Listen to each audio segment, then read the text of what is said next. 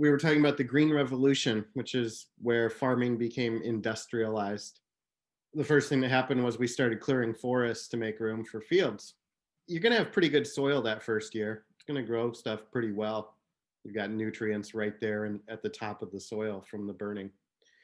The real problems here down at the bottom are the complete disruption to the carbon cycle, especially. Remember that when trees die, they're supposed to decay naturally in place, and that carbon goes down into the ground.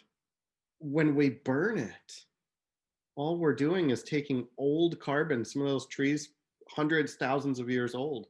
We're taking that old carbon and pumping it right back into the atmosphere. Combustion oxidizes the carbon. We make carbon dioxide, carbon monoxide. And we know that's a very potent greenhouse gas. So there's really nothing good about this. You're going to have the same problems that you have with clear cutting. You're going to have erosion. And so nitrates that are in the soil are going to wash into the rivers. And that's going to lead once again to eutrophication. And the other problem is that this is probably well-developed soil. Lots of horizons, A, B, C. Remember those terms? Topsoil, subsoil. And so when you have a deep horizon like that, all the nutrients get washed to the bottom. We say they get leached down to the bottom. You're not going to be able to grow something again year after year. The soil is too thick and the nutrients are all down at the bottom.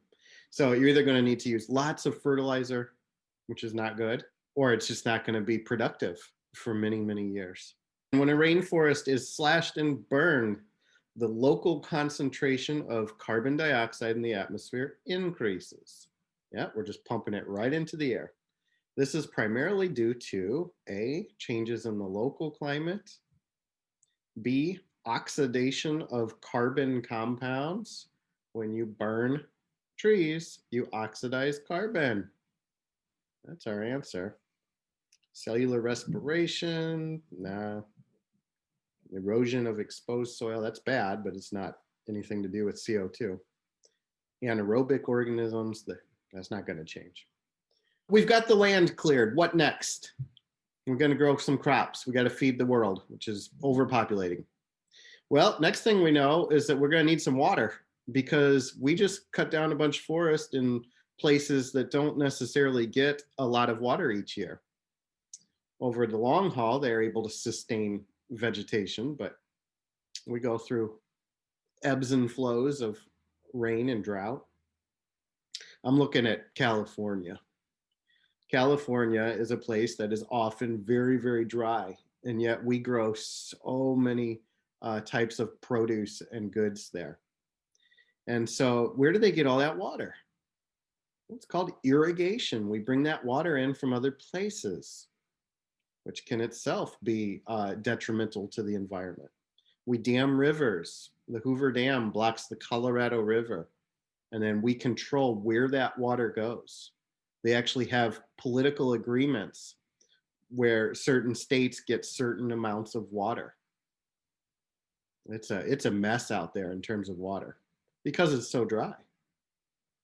And you can see that thermoelectric is a huge use of water on the East Coast, and that's where we burn coal or we do nuclear, and we need water to cool the plants.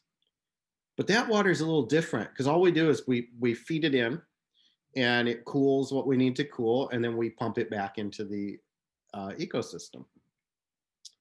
But irrigation, we lose so much of that water to evaporation that we tend to waste a bunch. You can see it as a huge number that is used. There's another place that's interesting to me on this map where we're not using irrigated water. And it's kind of right down here. Now you don't see much green right through there. Okay, and that's because you've got the Mississippi River. The Mississippi River floods, and it's able to flood the flat plains next to it. And so that brings fresh nutrients and plenty of groundwater.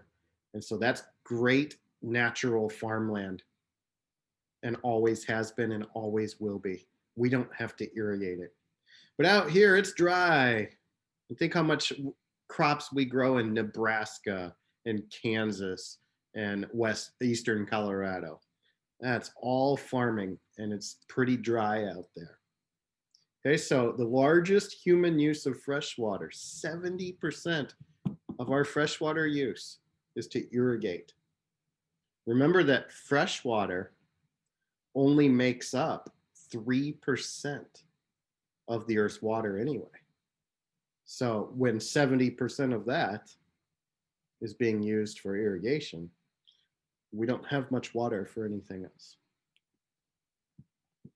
If you've ever flown over the middle of the United States and you look out the airplane and it's clear, over places like Kansas, Nebraska, South Dakota, you're going to see these circles. Those are fields that are being irrigated by what are called center pivot sprayers. So the water comes up through the middle and it's a big sprinkler basically that goes around in a circle. All right, so where do we get this fresh water from to irrigate? Well, it's in the ground. The majority of the water we use is called groundwater, and it is stored in places called aquifers. So we're talking about soil again. Soil that's permeable means it has spaces between the rocks and the sand and the silt and the clay. And so it can hold the water, or we can move water through it. And you can see groundwater can go down as far as 100, 150 meters. Now, you've probably heard of something called fracking. One of the concerns about fracking is that we're going to pollute our groundwater. I'll tell you that fracking occurs way deeper than where these aquifers are at. I'm not saying fracking is good. I'm just saying that it happens in a much different place than where we get our groundwater. We'll learn more about that next semester. The top of the groundwater is called the water table. And the water table can move up or down depending on the season. When it's dry, think late July, August, the water table usually drops. And we're using more water during that time. We've got to fill up the swimming pool. We've got to water the lawn. We're taking more showers because we're all hot and sweaty. But we get gloomy fall days with a whole bunch of rain and it fills back up. That's called recharge. In the spring, we get the snow that melts, we get spring storms, and that helps fill up as well. Now, if the water table gets all the way up to the top, that's when we have a flood. Makes sense. The aquifer is full. Nowhere else for it to go. Water runs off on the surface. We talk about either being saturated or aerated. If anybody's done any helping out with lawn care, one of the things that a lot of companies will do, they can aerate your lawn. They usually do that in the spring and the fall. And they roll a big machine over that cuts little holes into your grass. And that allows air and nutrients to get into the topsoil. The water table moves up and down based on season, based on water usage. It follows what we call the contours or the topography of the land. So if there's a hill, the water table will also have a slope in most cases. When water table is permanently above the ground, that's called surface water. And it can be things such as a river, a stream, a lake, a pond. Once again, when the water table is above the ground. And we get groundwater out by digging a well. We dig a well down deep enough that it goes past the water table. And in the old days, we literally either threw a bucket down there or we developed hand pumps. And now we have electric pumps, which do all the work for us using pneumatics and such. Now, this is a map showing where all the big aquifers are throughout the United States. You can see Indiana's got a decent amount of groundwater. Really, this part of Indiana is a big old swamp. It's connected to the Great Lakes, and it's really its own little Everglades up there, just like Florida. You have Florida, 90% of Florida is basically just a giant aquifer. So it's not like the United States is hurting in a lot of places for water. There's even a giant aquifer right through the middle states that really need it. The problem is we build then these farms, these huge farms are in places where people don't want to live. So we have to get the water to these big empty areas, and they turn out to be the ones that actually don't have much water. So we go through a lot of effort to move groundwater so that we can irrigate crops. The AP guide, the standards, only mentions one aquifer by name. So it's a pretty important one. It is called the Ogallala, and it's that big one in the middle of the country. And you can see how many states it feeds with irrigation. Now, the problem is that since the Green Revolution, over the last 60, 70 years, we have abused this aquifer. We have just taken and taken and taken and not cared how much we took. Because there'll always be more, right? What happens to the water table when you take too much water out? It forms a cone of depression. Right? See where it's kind of cone shaped and dropping? Places where we take out too much water. And if the water table drops too low, the wells go dry and we don't get any water out. This is a great example of tragedy of the commons. It's been a while since we've talked about that, but tragedy of the commons is when we abuse a public resource. We mismanage it. And so people, once again, take as much water out of this giant aquifer as they want, and eventually there's not enough to go around. Aquifer depletion, Ogallala, Central United States. I got a direct message. Is this what causes sinkholes? Okay. So sinkholes can form two ways, and we might next semester even talk about this. This could cause what's called subsidence. So if you remove too much out of the ground, and this would apply to mining as well, if you take out a bunch of coal, the ground can start to sink. All right, now it's not really what you're thinking of as a sinkhole probably, but you can definitely cause dips in the contours of the surface. A sinkhole is more likely caused by, the dramatic ones are caused by when you have a cave that usually forms from acid eating away the bedrock. And then the roof of the cave underground collapses. And when that falls, you've then got a sinkhole. That's the more common sinkhole cause. Salinization. You've probably heard of saline solution. So that's salty, right? And so what happens in places where we dig these are called furrows. We dig them out and we flood them, and then the water evaporates, right? So the plants are able to grow, but when it evaporates, it leaves the minerals that were in the groundwater, it leaves them behind. And you can get an overabundance of salt in the land. Now we know that's bad. Plants don't grow very well in salt water, most of them. You can see it can get so dramatic that you can literally see the salt on the horizon A, the topsoil. The only way to fix soil that's become salinized is to just pour a bunch of water on it. You have to bring in a whole bunch of water to dilute that salt. That's bad because now you're wasting even more water. This is a huge problem in places that are typically pretty dry. The opposite can happen. You can have too much water, and that's called waterlogging. If any of you have ever watered plants at your house, there's right ways and wrong ways to do it, right? You're supposed to water until you see the water at the surface and then let it soak in, and then do it again and let it soak in. You never want the water to just stand on the top because that's going to cause damage. Plants need oxygen too for respiration. And so they have to be able to absorb that. We don't want water to clog that up. So irrigation is a fine art. You got to make sure you're giving it enough water, but not too much. And there are plenty of crops and trees and plants that are very finicky. They need just the right amount of water. You can kill it either way by overwatering or underwatering.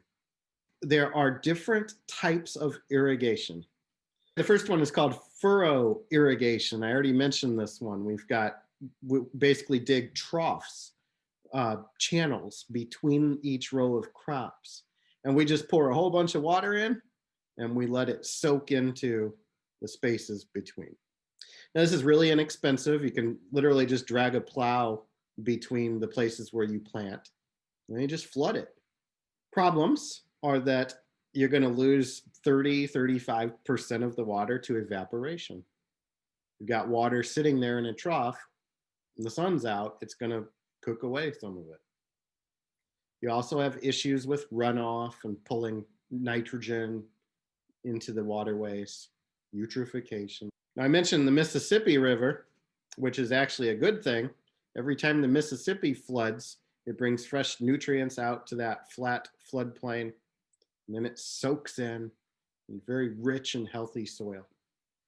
But if it's a place not really designed for that, you can actually flood your field and let it soak in. Now, you're still going to have the same issues with furrow irrigation. Because you've got water sitting around, it's going to evaporate instead of soak in. You also have the risk of dealing with waterlogging. What if the water doesn't soak in or doesn't evaporate? Then you've killed your crops. So flood irrigation is another fine art. Most environmentalists consider it wasteful. It's easy, but it's wasteful. Let nature do it the way it's supposed to. Mr. Grop, Yeah. you said that waterlog kills the crops. Does it also damage the soil? Well, you can get like mold. So yeah, it can make the soil unhealthy as well. Thank you. Spray irrigation, literally just a big sprinkler.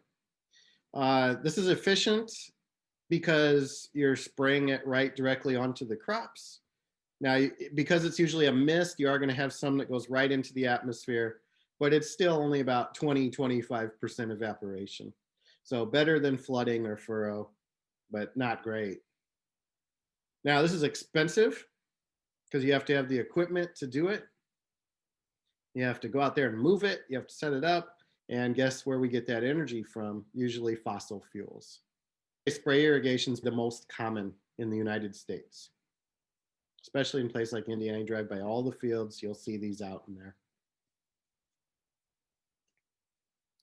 I mentioned this earlier, and here's another beautiful picture of the farms. So with spray irrigation, they usually do what's called center pivot. So once again, the pump comes right up in the middle, and then you just move it around, and it sprays in a circle. And this tends to be the most efficient way to farm large, flat pieces of land. Now, you do have this wasted space that does not get any water, but when you add it all up, the majority of this is going to yield the highest amount of crops. Look at that, a little town stuck in there too. All these farms. So much of Indiana is like this, tiny little town, nothing but farms around it. Central and northern Indiana. Drip irrigation. Exactly what it sounds like. Instead of spraying a whole bunch of water, you drip little bits at a time through hoses that have holes in them. I actually use this around I have native plants in my backyard, and this is how we water them. You lose almost nothing to evaporation. They call these soaker hoses. And they just soak the ground around the plants. Very efficient, not much runoff. It's expensive though, especially if you're talking a farm. You would need a crew to go out and line the crops with all these hoses. That's very labor intensive. All right, let's see if you learned anything. This type of irrigation is often used by small scale farms. It requires extensive labor to set up individual irrigation lines. I feel like we just talked about this. It's A, drip. Which of the following irrigation methods is most likely to result in salinization, especially if it's in a warm climate with a lot of sunlight? It's furrow. You got those big grooves that have water sitting in them, and that water evaporates, it leaves the salts behind.